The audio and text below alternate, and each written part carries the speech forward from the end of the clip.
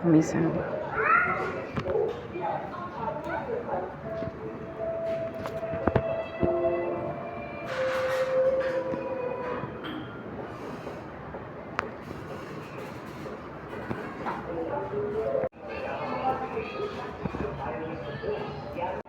may free coffee, unlimited coffee.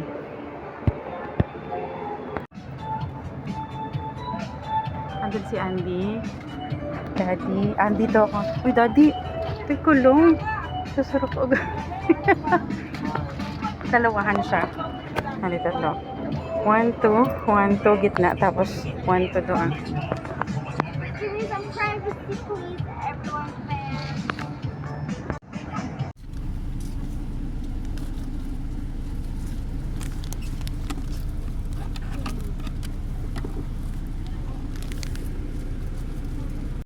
Dito siya. Tapos ano, may legroom doon. Pero kasi nandun mo.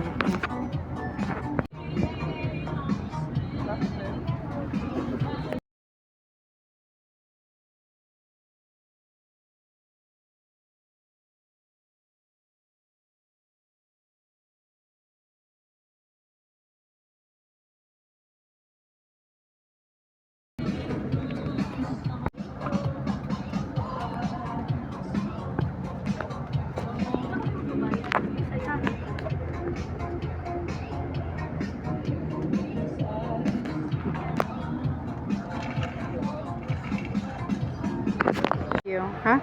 Wow, so smart. So smart. Water?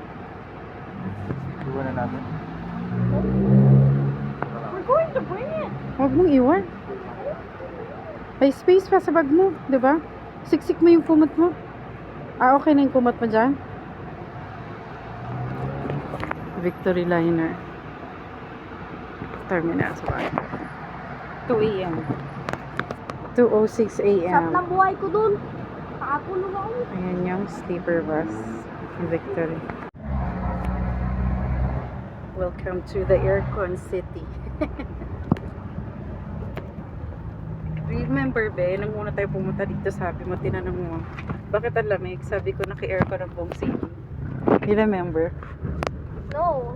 No, yun ang sagot ko. Ginoke kita.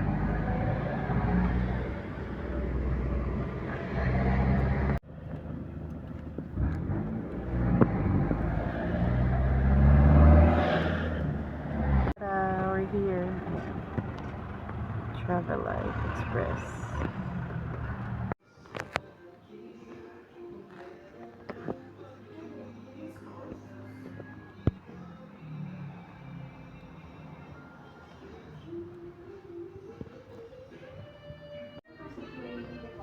₱1,000 yearly deposit.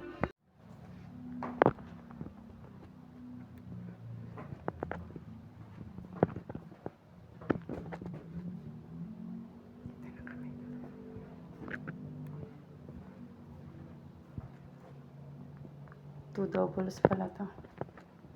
Okay na rin. Ang cute ng ano, towel. Naka-t-shirt yung pagka-fog. So, 2 double beds. Pinagdikit na lang namin para... Go ka na! Sunod ako.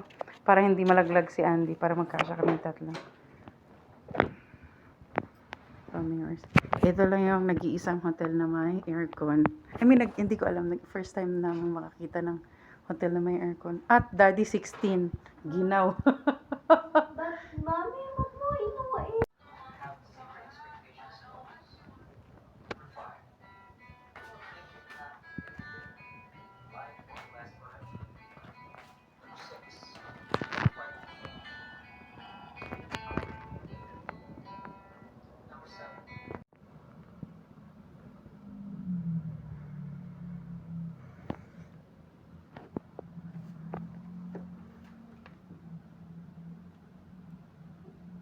Grabe, fuck you. Ayan yung Burnout Park ko. Burnout Park.